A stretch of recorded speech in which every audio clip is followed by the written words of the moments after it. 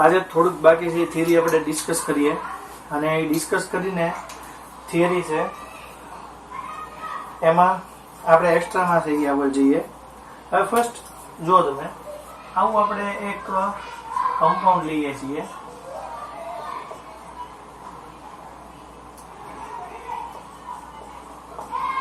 અને +2 આવું એક કમ્પાઉન્ડ છે. તો આની અંદર એલ્યુમિનિયમ છે એનો ઓક્સિડેશન નંબર કેટલો થાય અને એની આ કોવેલેન્સ એટલે આપણે કોવેલેન્ટ બોન્ડ થાય એ કેટલા થાય જોવું છે. તો ફર્સ્ટ આપણે એલ્યુમિનિયમ છે એનો ઓક્સિડેશન સ્ટેટ ફાઇન્ડ કરવું હોય સો એલ્યુમિનિયમ છે એનું ઓક્સિડેશન સ્ટેટ જોવું છે એટલે અહીંયા x લઈએ. ક્લોરીન માટે -8 થાય 5 આ 5 છે પણ H2O હોય એમાં 2H પ્લસ હોય ને O -2 એટલે +2 or -2 = 0 થાય એટલે અહીંયા H2O માટે કે કોઈ કમ્પાઉન્ડ હોય એની માટે 0 આવે અને અહીંયા જે +2 હોય ઇક્વલ ટુ ની રાઈટ સાઈડ હોય, -1 હોય -2 હોય -3 હોય +3 હોય બધું ઇક્વલ ટુ ની રાઈટ સાઈડ હશે.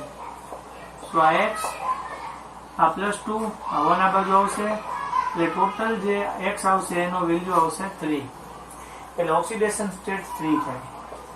એલ્યુમિનિયમ હોય એની અંદર એક ક્લોરીન હોય બાકીના બધા છે H2O છે અને H2O છે એ ટોટલ આપણા માટે કેટલા છે 5 છે.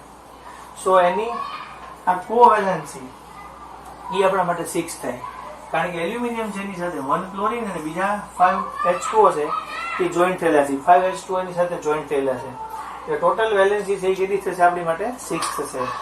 હવે હું તમને એમાં આગળ ડિટેલમાં શીખવાડું એ શું છે એ તમે છે જોતા જઈએ આપણે. હવે ડાયગોનલ રિલેશનશિપ છે એ આપણે લર્ન કરવા જઈએ છીએ. સો ડાયગોનલ રિલેશનશિપ શું છે? સો એ ડાયગોનલ રિલેશનશિપ ફર્સ્ટ સ્ટાર્ટ ક્યાંથી કરીએ આપણે? પેલો જે ગ્રુપ છે lithium first group, second group છે એ બેરિલિયમ, થર્ડ ગ્રુપ જે છે અથવા આપણે એને 13 ગ્રુપ કહીએ એ બોરોન થી સ્ટાર્ટ કરીને ફ્લોરિન સુધી છે એ 7 ગ્રુપ થાય. કાર્બન, નાઇટ્રોજન, ઓક્સિજન અને ફ્લોરિન. આ આપણા માટે 4 છે, આ આપણા માટે 5 છે, આ આપણા માટે 6 છે. આ બધા ફર્સ્ટ એલિમેન્ટ છે એના જે કેરેક્ટર હોય એ પછીના આવતા જે એલિમેન્ટ હોય એના કેરેક્ટર થી એ બધા કેવા છે? ડિફરન્ટ છે. હું એમ કહું કે લિથિયમ જે છે એ એના પછી આવતા સોડિયમ, પોટેશિયમ, રૂબિડિયમ, સીઝિયમ અને ફ્રાન્સિયમ છે એના કરતા અલગ કેરેક્ટર થી ધરાવે છે. એવી રીતે બેરિલિયમ અને લિથિયમ છે બંને તો આપણા માટે કેવા છે? એ રેર એલિમેન્ટ છે કારણ કે બાકીના બધા પ્યોર મેટલ ઓર મેટાલિક કેરેક્ટર છે. બેરિલિયમ છે એ પોતે રેર છે એટલે બી કરતા MgCa, SrBa છે એનું કેરેક્ટર છે એ મેટલ કેરેક્ટર વધારે છે. આ બધા જે કમ્પાઉન્ડ હોય એમાં જે નીચે આવતા જે બધા કમ્પાઉન્ડ છે, બીજા નીચે આવતા જે એલિમેન્ટ છે એ એલિમેન્ટ છે એ મોસ્ટલી છે એ આયોનિક કેરેક્ટર છે એ પ્રેઝન્ટ કરે અને આયોનિક કેરેક્ટર થી જોડાયેલા હોય.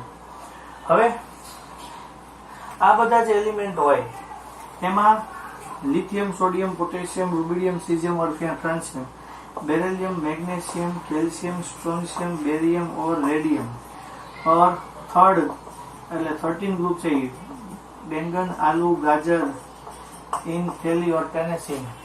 ઓકે, સો આ લિથિયમ છે એનું મેગ્નેશિયમ સાથે કેરેક્ટર છે કઈક અંશે મેચ થતું હોય. બેરિલિયમ હોય એનું એલ્યુમિનિયમ સાથે મેચ થતું હોય પણ કયા રિલેશન થી મેચ થતું હોય? તો વોટ ઇઝ ડાયગોનલ રિલેશનશિપ? સો એનું વોલ્યુમ છે સ્મોલ હોય એટલે સ્મોલ વોલ્યુમ હોય એટલે ફર્સ્ટ સ્મોલ વોલ્યુમ હશે અને સેકન્ડ સ્મોલ તો વોલ્યુમ છે જ તે પણ એની અંદર જે સેકન્ડ આવે એ આપણા માટે છે ચાર્જ અને રેડિયસ નો રેશિયો. સો ચાર્જ અને રેડિયસ નો રેશિયો છે એટલે ચાર્જ અપોન રેડિયસ નો રેશિયો છે અને સ્મોલ વોલ્યુમ છે એની ઈ બંને માટે સેમ હોય. ઓર બીજા કેટલાક કેરેક્ટર એવા હોય કે એના ઇથર સાથેના કમ્પાઉન્ડ હોય, એના કાર્બોનેટ બાયકાર્બોનેટ હોય, એ બધાના અમુક અંશે કેરેક્ટર છે એ સેમ આવતા હોય, એટલે આપણે એને શું કહી શકીએ, ડાયગોનલ રિલેશનશિપ કહીએ. લિથિયમ છે એ મેગ્નેશિયમ સાથે સિમિલર છે. લિથિયમ છે એની 152 pm છે એની એટોમિક રેડિયસ છે. સિમિલરલી મેગ્નેશિયમ છે એની રેડિયસ છે 160 રેડિયસ થાય. લિથિયમ પ્લસ હોય ઓર મેગ્નેશિયમ પ્લસ હોય તો એ બંને છે આ 76 છે તો આ 72 છે. એનો ચાર્જ એક ઇલેક્ટ્રોન લેસ કર્યા પછીનો જે આયનનો છે ચાર્જ આવી. બેરિલિયમ ઓર એલ્યુમિનિયમ છે એનો ચાર્જ છે એ 31 pm જેટલો આવે. બરાબર, તો એ રીતે એ સેમ આવે છે. બીજું કે જે સ્ટાર્ટિંગના એલિમેન્ટ છે બધા, એ સ્ટાર્ટિંગના એલિમેન્ટમાં BF4 છે એ પોતે માઇનસ આ રીતનું કોઓર્ડિનેશન કમ્પાઉન્ડ છે. આ જે બ્લોક વાળું કમ્પાઉન્ડ છે એને આપણે કેવું કહેવાય, કોઓર્ડિનેશન કમ્પાઉન્ડ કહેવાય. કોઓર્ડિનેશન કમ્પાઉન્ડ આ ટાઈપ બને. કેમ આ ટાઈપ નો બને? એનું મેઇન રીઝન છે કે બોરોન છે એ પોતે 5 છે, એટલે એ પોતે હિલિયમ કોર 2s2p આ રીતે હોય. તો એ 2s ની ઓર્બિટલ અને 2p ની ઓર્બિટલ નો યુઝ કરીએ કે p ઓર્બિટલ આપણી માટે કેવી હોય, એમ્પ્ટી હોય, પણ આપણે એનો યુઝ છે એ બીજા કોઈ પણ કમ્પાઉન્ડ માટે કરી કે. એ સિમિલરલી 3s હોય તો એમાં 3s3p હોય પણ 3d અવેલેબલ હોય. તો આપણે 3s અને 3p નો તો યુઝ કરી શકીએ, પણ 3d એનો પણ આપણે યુઝ કરી શકીએ કમ્પાઉન્ડ ના ફોર્મેશન માટે. સો અહીંયા s મીન્સ 1 સેલ અને p મીન્સ ટોટલી 3 સેલ. એટલે p હોય તો 3 સેલ હોય, s હોય તો 1 સેલ. સો આપણે 1 2 3 અને 4 નો યુઝ કરી શકીએ. એટલે આપણે એની સાથે બીજા 4 એટમ છે એને કમ્બાઈન કરી અને એલિમેન્ટ છે બીજું કઈ બનાવી શકીએ. હવે એટલે BF4 શું થયું આપણી માટે, માઇનસ થયું, એટલે BF4 માઇનસ થયું. બરાબર, એટલે આ રીતે બને. સિમિલરલી એવા જ એલ્યુમિનિયમ વાળા કમ્પાઉન્ડ હોય તેમાં 3s 3p ઓર 3d હોય. એમાં આવું આવે છે LF6 3. સો 3s ની અંદર 1 હોય, 3p ની અંદર ટોટલ 3 હોય અને 3d હોય તો એની અંદર 1 2 3 4 હોય. એટલે આમાં ટોટલ 1 3 અને 5 આ બધાને ભેગું કરો તો ટોટલ કેટલા થાય, 9 થાય. સો એ 9 જેટલા કોવેલેન્ટ બોન્ડ છે એનાથી જોઈન્ટ થઈ શકે, પણ એનું હોય કમ્પાઉન્ડ આવે. એટલે જનરલ એનું વેલેન્સી હોય તો સેમ જ રહે. અહીંયા જુઓ તમે, આની અંદર એલ્યુમિનિયમની છે એ આપણે એમ કહેવાય કે ઓક્સિડેશન સ્ટેટ હોય +3 જ રહે. કેમ કે હું આના માટે જો છે ગોતવા જાઉં તો આ x ફ્લોરિન છે એ 6 ફ્લોરિન -1 એટલે 6 લેખા એ ફ્લોરિનના એટમ છે, પણ ફ્લોરિનનો ચાર્જ શું છે, -1. અને અહીંયા જે આવશે એ -3. સો x ઇક્વલ ટુ -3 + 6 એટલે આન્સર આવશે x ઇક્વલ ટુ કેટલો આવશે, +3 આન્સર આવશે. એ જ રીતે આ બોરોન છે તો અહીંયા x આવે, ફ્લોરિન 4 છે એટલે -4 આવે, -1 આવે. x equal to -1 + 4 equal to કેટલો આવશે, 3. એટલે બંનેનો ચાર્જ સેમ રહે, પણ એ બંનેનું કોમ્બિનેશન થવાનું છે એ રેટ બદલાય છે. એ જ રીતે હું તમને કહું કે આ બધા જે કમ્પાઉન્ડ છે એમાં જે સ્ટાર્ટિંગના કમ્પાઉન્ડ છે આ ગ્રુપના ફર્સ્ટ ગ્રુપના, એમાં કાર્બન છે, કાર્બન સાથે સિંગલ બોન્ડ બનાવે, કાર્બન છે કાર્બન સાથે ટ્રિપલ બોન્ડ, પોતે જ એલિમેન્ટ એ બીજા એના એ જ એલિમેન્ટ સાથે કયા કમ્પાઉન્ડ બને, તો નાઇટ્રોજન હોય તો નાઇટ્રોજન સાથે ડબલ બોન્ડ બને, નાઇટ્રોજન સાથે ટ્રિપલ બોન્ડ બને. બટ આ બીજા એલિમેન્ટ સાથે જો જોઈન્ટ થાય તો કાર્બન છે એ CO બનાવે, કાર્બન છે એ C ટ્રિપલ બોન્ડ O પણ બનાવે, C ટ્રિપલ બોન્ડ NE બનાવે, N ડબલ બોન્ડ O પણ બને. સો આવા ટાઈપના કમ્પાઉન્ડ રીતે ફોર્મેશન થાય. સો એ આપણે જે સમજાય શું સમજાય હું તમને એક ફરીવાર કહી દઉં કે ફર્સ્ટ એલિમેન્ટ છે એની પછીના આવતા એલિમેન્ટ છે એના કરતા બધાના કેરેક્ટર અલગ અલગ છે. આપણે એમ કહીએ કે નહીં, આપણે સ્ટાર્ટિંગના જે બધા મેટલ હોય, હવે નીચેના બધા મેટલ છે તો એના કરતા ડિફરન્ટ છે. આ બેરિલિયમ કરતા બાકીના બધા એલિમેન્ટ ડિફરન્ટ છે ને એનું મેટાલિક કેરેક્ટર છે ઇન્ક્રીઝ થતું જાય. આ બાકીના બધા આયોનિક કમ્પાઉન્ડ આપે છે મોસ્ટલી, બીજા બધા કોવેલન્ટ કેરેક્ટર આપતા હોય. બરાબર, તો બીજું તમને સમજાવવાનું એ હતું કે ફર્સ્ટ ગ્રુપના એલિમેન્ટ એ સેકન્ડ ગ્રુપના જે થર્ડ પીરિયડ હોય એના એલિમેન્ટ, આ જે ફર્સ્ટ ગ્રુપના આ સેકન્ડ ગ્રુપના સેકન્ડ રો ના જે એલિમેન્ટ છે એ થર્ડ રો છે એના એલિમેન્ટ છે એના કેરેક્ટર સાથે થોડું મેચ થાય. કયા રીતે મેચ થાય, એક તો એના સ્મોલ વોલ્યુમ હોય અને ચાર્જ અપોન રેડિયસ નો રેશિયો હોય એ બંનેનો કેવો આવતો હોય, સેમ આવતો હોય. તો આપણે જોયું કે નહીં, લિથિયમ હોય તો 152 છે તો મેગ્નેશિયમ 160 છે, તો બેરિલિયમ હોય અને એલ્યુમિનિયમ હોય તો એનો આયન નો રેશિયો છે એ 31 pm છે. બાકી એનો રેશિયો છે એ બેરિલિયમ અને એલ્યુમિનિયમ થોડોક નજીકમાં આવે, એટલે એ રીતે. બીજું તમે કીધું કે આ BF4 હોય તો માઇનસ હોય તો એ 4 જોડાઈ શકે, કારણ કે 2s માં 1 અને 2p માં 3 એટલે ટોટલ 4 થયા. એટલે અહીંયા 3s 3p અને 3d ઓર્બિટલ પણ જોડાઈ શકે, કારણ કે નંબર 3 વાળી છે એટલે ટોટલ આ 9 છે એ સેટ થઈ શકે, આ એની હવે 4 સેટ થઈ શકે. પણ આમાં કમ્પાઉન્ડ જેમાં 4 મેક્સિમમ હોય, આની અંદર 6 મેક્સિમમ આવી શકે. એવી રીતે જે આ જે સેકન્ડ ગ્રુપના છે તેમાં કાર્બન ડબલ બોન્ડ કાર્બન આવે, કાર્બન ટ્રિપલ બોન્ડ કાર્બન આવે, કાર્બન છે, નાઇટ્રોજન છે, પોતે સેલ્ફ પોતાના એલિમેન્ટ સાથે આ ટાઈપના કમ્પાઉન્ડ બને. સી ડબલ બોન્ડ છે તો આલ્કિન હોય, ટ્રિપલ હોય તો આલ્કાઇન હોય, આ ડબલ બોન્ડ એન હોય, ટ્રિપલ બોન્ડ એન હોય, સી ડબલ બોન્ડ ઓ હોય, ટ્રિપલ બોન્ડ થી બને. આ બને તો આપણી માટે કાર્બન મોનોક્સાઇડ છે, પણ આ હોય તો કાર્બોનિલ કમ્પાઉન્ડ થાય. આ સાયનાઇડ છે અને આ નાઇટ્રોસિલ ટાઈપનો કમ્પાઉન્ડ બને. તો આ ટાઈપના રિલેશનના ડાયગોનલ રિલેશનશિપ કહેવાય. આપણે એ ડાયગોનલ રિલેશનશિપ છે એ જોયા પછી આપણે મેટલના પછી આપણે આગળ નેક્સ્ટ જોવું છે એ કે આયોનાઇઝેશન એન્થાલ્પી છે, ઇલેક્ટ્રોન ગેઇન એન્થાલ્પી છે, એટોમિક રેડિયસ છે, એ બધા આપણા માટે પિરિયોડિક ટેબલમાં કઈ રીતે એરેન્જ થયેલા છે આપણે એ એક ચેક કરવું છે.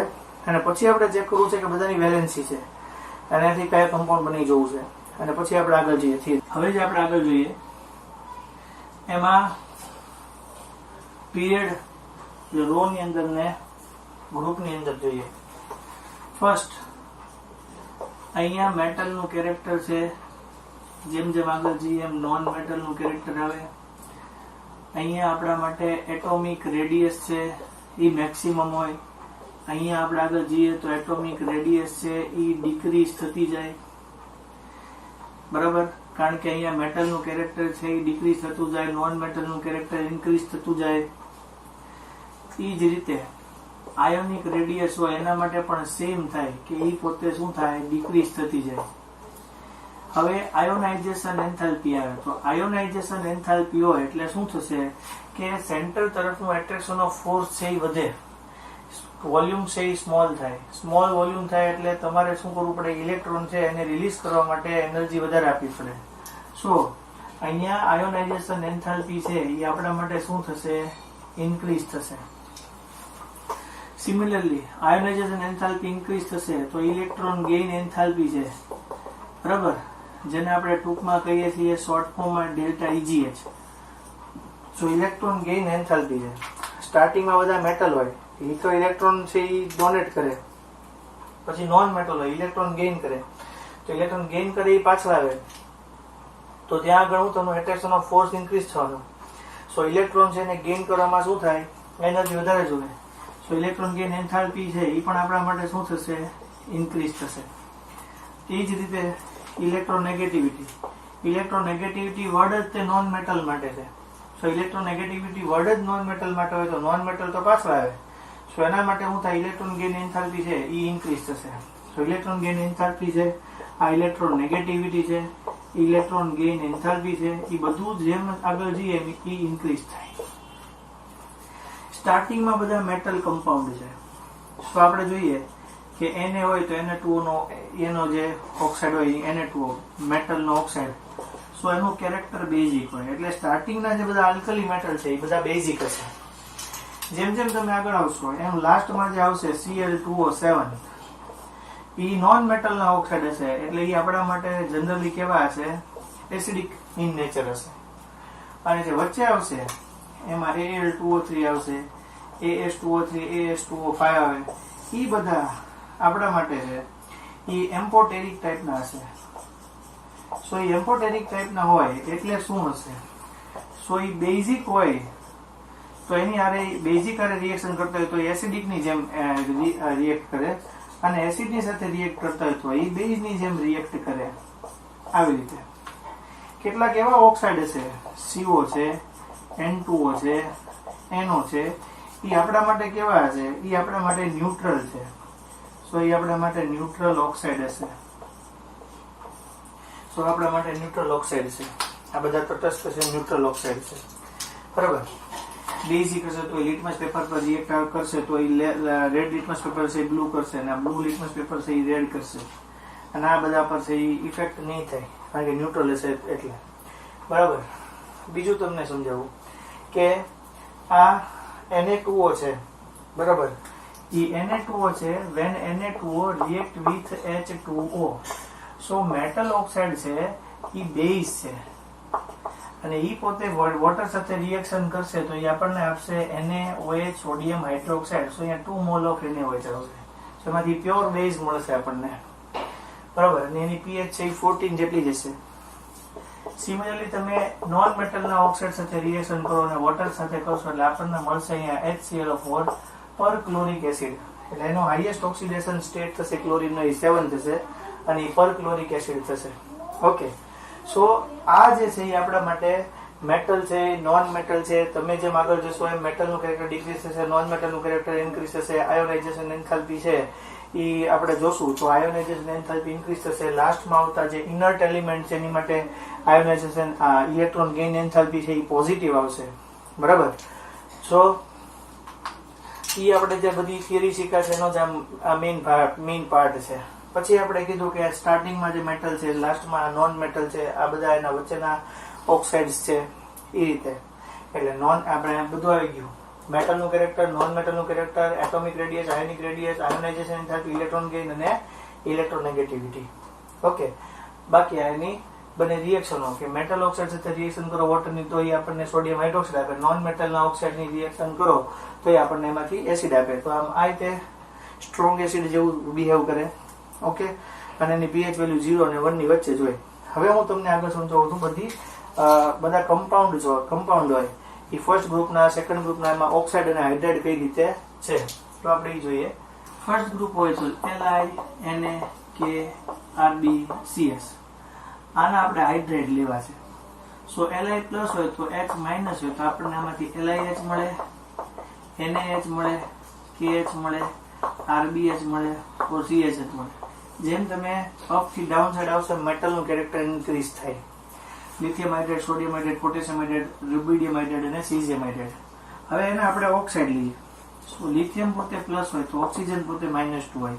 સો આપણને મળે Li2O. સિમિલરલી આપણને મળે અહીંયા Na2O, K2O, CS2O, Rb2O અને CS2O. એટલે અહીંયા Rb2O આવશે, અહીંયા આપણા માટે આવશે CS2O. સો ઓક્સાઇડ, આ બધા મેઇન મેટલના ઓક્સાઇડ છે. બધા મોસ્ટલી બેઝિક હોય. સૌથી વધારે બેઝિક આ હશે કારણ કે જેમ કે ઉપરથી નીચે આવશે મેટલ કેરેક્ટર ઇન્ક્રીઝ થાય. અહીંયા આવશે બેરિલિયમ.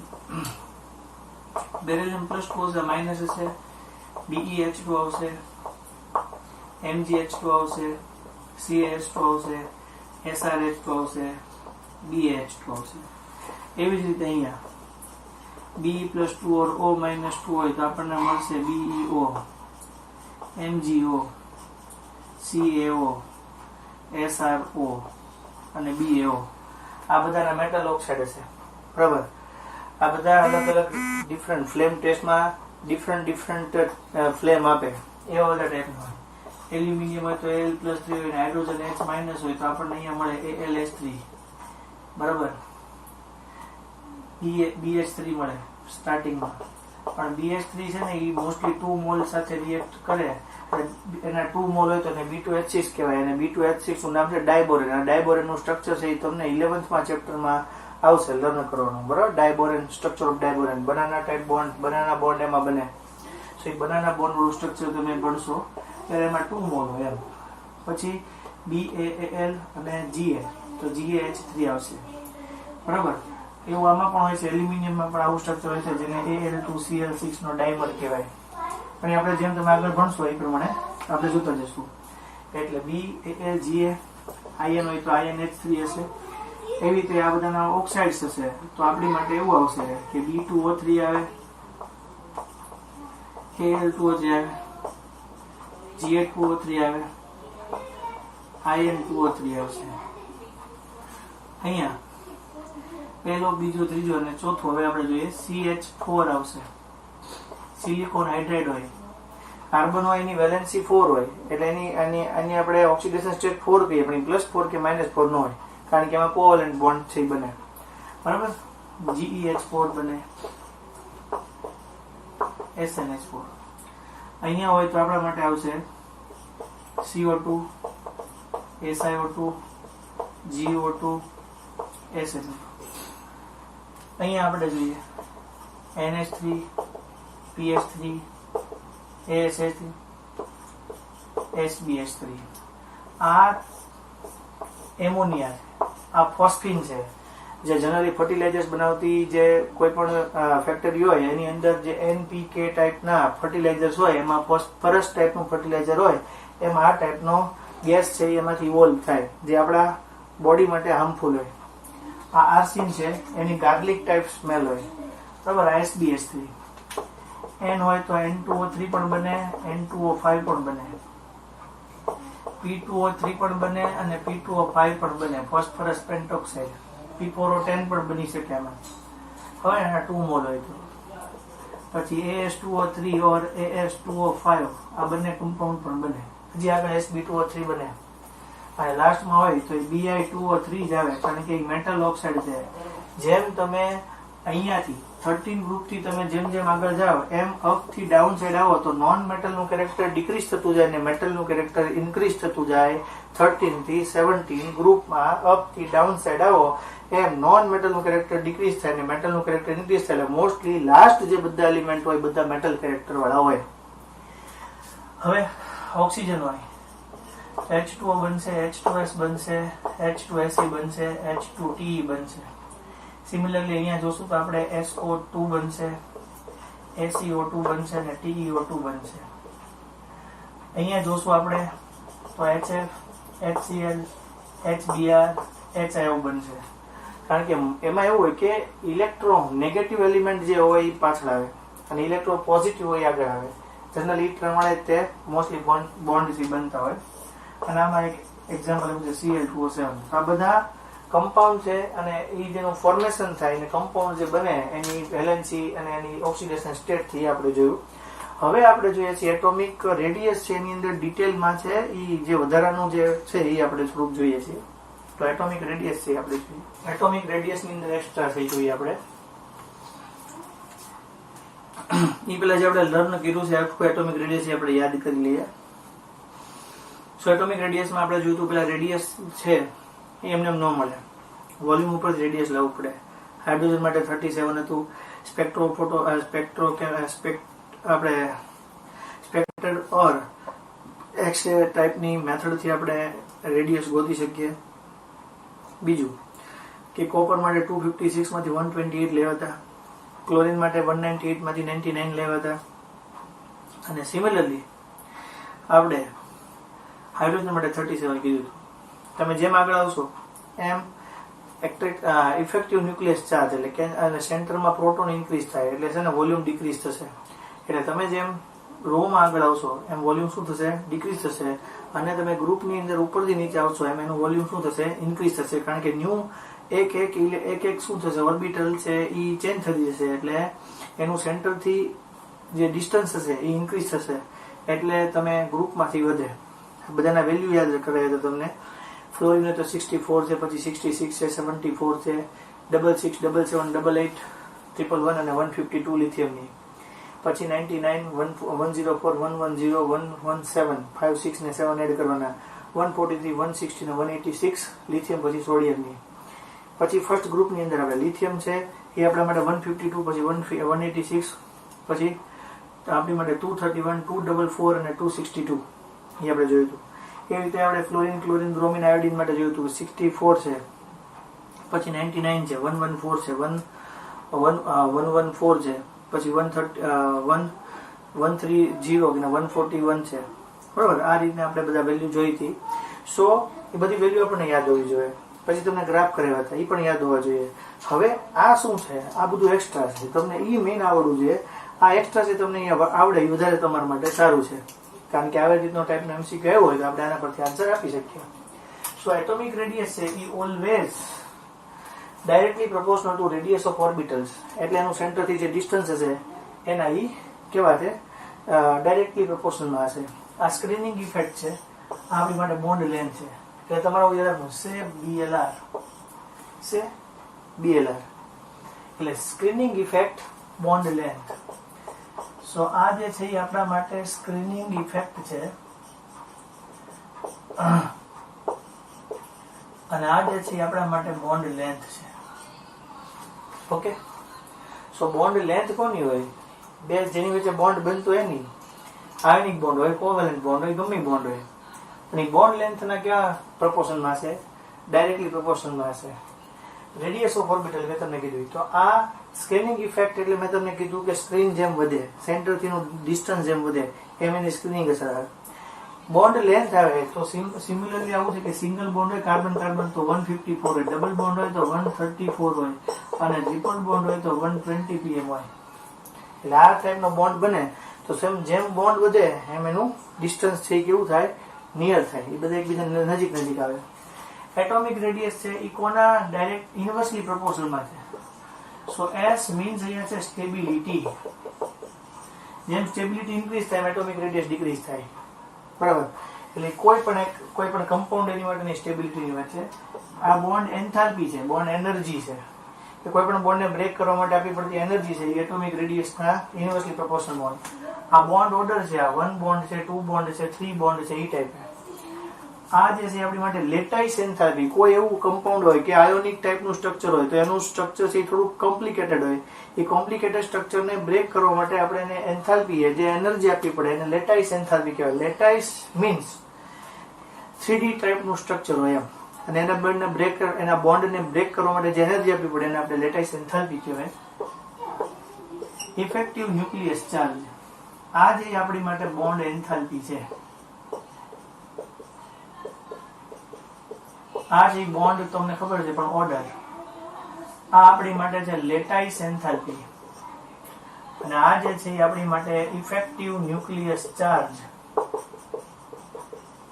એટલે સેન્ટરમાં જેમ પ્રોટોન ઇન્ક્રીઝ થાય એનું એટ્રેક્શન ઓફ ફોર્સ વધે, ઇફેક્ટિવ ન્યુક્લિયસ ચાર્જ અને લેટાઇસ એન્થાલ્પી. અને અહીંયા છે બોન્ડ ઓર્ડર. ઓકે, હવે આ રેર ની અંદર છે 3D ગ્રુપની અંદર 3D આપણી માટે 3D સિરીઝ છે.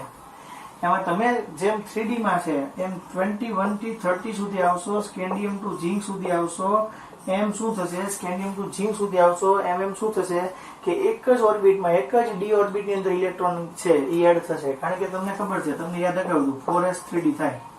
આ 4s2 એટલે 20 થઈ ગયું. હવે 3D ની અંદર 1 to 10 ઇલેક્ટ્રોન આવશે. જેમ જેમ ઇન્ક્રીઝ થાય સ્કેન્ડિયમ છે એનું વોલ્યુમ વધારે હોય, પણ તમે જે મેંગેનીઝ સુધી જાવ વોલ્યુમ ડિક્રીઝ થાય, કારણ કે 3D માં 5 સુધી ઇલેક્ટ્રોન આવે. એટલે એવું જનરલ મને ખબર છે ત્યાં સુધી કે સ્કેન્ડિયમ હોય તો 144 કે 142 આસપાસ એની બોન્ડ લેન્થ છે, એની એટોમિક રેડિયસ છે. સો એ મેંગેનીઝ સુધી પહોંચે ત્યાં સુધીમાં 118 એટલે 118 થઈ જાય, 119 થઈ જાય. પછી એ FeCO અને Ni હોય એની અંદર એ સેમ જેટલું રહે. કેમ એમ? હું તમને સમજાવું. આવી રીતે થાય. આ 4s2 એટલે 20 છે, પણ 21 મો ઇલેક્ટ્રોન છે અહીંયા આવે. 2, 3, 4, 6 ખબર પડી? એટલે 25 સુધી પહોંચી ગયા. 21, 2, 3, 4 અને 5 હાફ ફિલ્ડ ઓર્બિટલ આવી ગઈ. હવે જે બધા ઇલેક્ટ્રોન આવવાના અહીંયા જ આવવાના, એટલે આ બધાનું કેવું થશે? સેમ થશે. 27 અને 8 સુધી.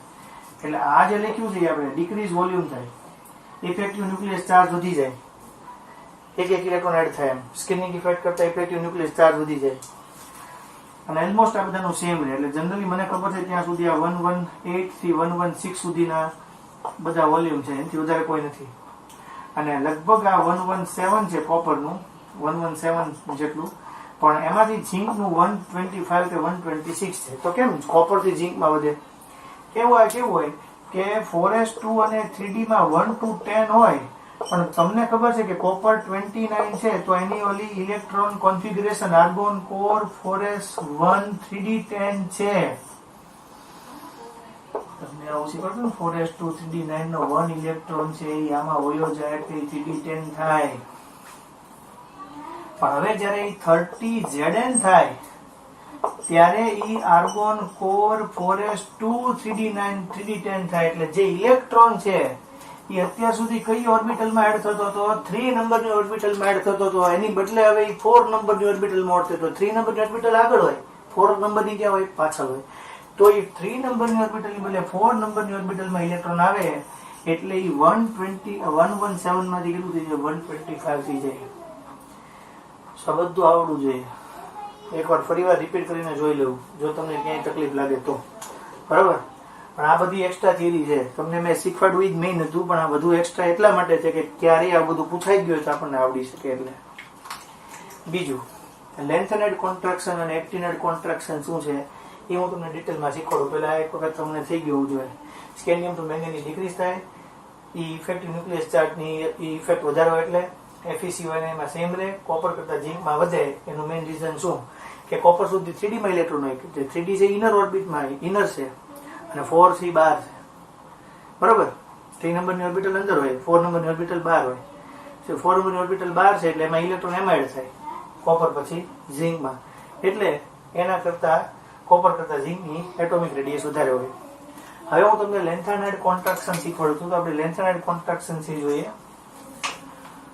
તો શું છે લેન્થેનાઇડ કોન્ટ્રાક્શન? તો લેન્થેનાઇડ કોન્ટ્રાક્શન આ પણ છે ને D અને F બ્લોકમાં આવે, પણ આ તો અહીંયા લખ્યું છે એટલે આપણે હું તમને સમજાવું છું. બરાબર, આ બધું D F બ્લોકમાં જ આવશે. લેન્થેનાઇડ ઓર એક્ટિનાઇડ કોન્ટ્રાક્શનમાં શું આવે?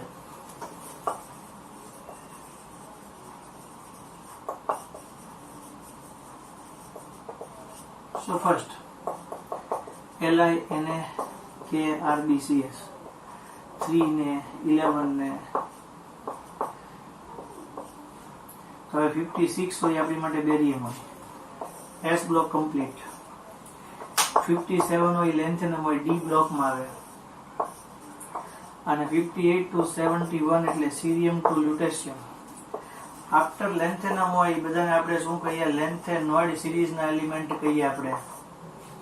આફ્ટર લેન્થેનોઇડ ને બધાને શું કહીએ આપણે? લેન્થેનોઇડ સિરીઝના એલિમેન્ટ કહીએ. અને હવે અહીંયા 2s હોય, 3s હોય, 4s હોય, 5s હોય, 6s હોય. આમાં 6s1, આ 6s2 અને આ આવે 5d1. એક્ઝેક્ટ 5d1 પછી 4f ની અંદર 14 ઇલેક્ટ્રોન આવે. હવે હમણાં તમે સમજાવ્યું. સપોઝ કે આ જે છે તમારા માટે 6 નંબરની છે, આ 5 નંબરની છે, અને આ 4 નંબરની છે. તો 4 નંબરની ઓર્બિટ 4 નંબરની ઓર્બિટલ હોય કેમ અંદર હોય, અને એમાં 1 થી સ્ટાર્ટ કરીને 14 ઇલેક્ટ્રોન એડ થાય, એટલે 1 થી 14 ઇલેક્ટ્રોન ત્યાં ઇનર ઓર્બિટમાં એડ થાય. સો ઇનર ઓર્બિટમાં એડ થાય એટલે એનું ઇફેક્ટિવ ન્યુક્લિયસ ચાર્જ વધી જાય, પ્રોટોન વધી જાય, એટ્રેક્શન ઓફ ફોર્સ છે ઇલેક્ટ્રોન વધી જાય. એટલે લેન્થેનાઇડ જે સિરીઝ હોય એની અંદર જે બધા એટમ આવે એની અંદર કોન્ટ્રાક્શન થાય, એની અંદર જે ઈ જે રેડિયસ હોય ઈ સ્મોલ ઓછી થઈ જાય. બરાબર, સો ઈ જે રેડિયસ છે એમાં જોવા મળે એટલે એને કહેવાય લેન્થેનાઇડ કોન્ટ્રાક્શન. લેન્થેનાઇડ કોન્ટ્રાક્શન છે ઈ 12th ની અંદર પણ ઓછામાં ઓછું 3 ટાઈમ્સ પૂછાઈ ગયું છે 2 માર્કમાં. એમાં મેં તમને સમજાવ્યું એમ સમજાવ્યું. હવે અહીંયા જુઓ, હજી આગળ જોઈએ. ફ્રાન્સિયમ હોય તો 87 હોય, 88 હોય તો રેડિયમ હોય, 89 હોય તો એક્ટિનિયમ. આફ્ટર એક્ટિનિયમ છે એ બધાને આપણે શું કહીએ? એક્ટિનોઇડ સિરીઝના એલિમેન્ટ કહીએ. આ તમને રિપીટ એટલા માટે પૂછ કે આમાં નો ખબર પડે, હજી ફરી વાર ખબર પડીએ કે. અને અહીંયા 90 થી સ્ટાર્ટ કરીને 103 થોરિયમ થી સ્ટાર્ટ કરીને લોરેન્સિયમ સુધી હોય. શામાં 7 હશે. આ એક્ટિનિયમ છે એ 6d માં 1 હશે, અને આફ્ટર આ જે હશે એ 5f હશે. તો 7 બહાર હશે, 6 એની અંદર છે, 5 એની અંદર છે, અને ત્યાં 14 ઇલેક્ટ્રોન એડ થશે. તો એટ્રેક્શન ઓફ ફોર્સ વધી જાય. સો એક્ટિનાઇડ કમ્પાઉન્ડ ની અંદર જેવું કોન્ટ્રાક્શન જોવા મળે તો આપણે એને શું કહેવાય? એક્ટિનોઇડ કોન્ટ્રાક્શન છે, એના તરીકે આપણે એને ઓળખીએ. ઓકે, સો આટલું તમને આવડવું જોઈએ. નેક્સ્ટ આપણે એટોમિક અને આયોનિક એટોમિક રેડિયસ જોયું, અને પછી આપણે જોઈએ ionisation enthalpy. Ionisation enthalpy. So ionisation enthalpy જે છે એમાં આપણે શું આવતું હતું?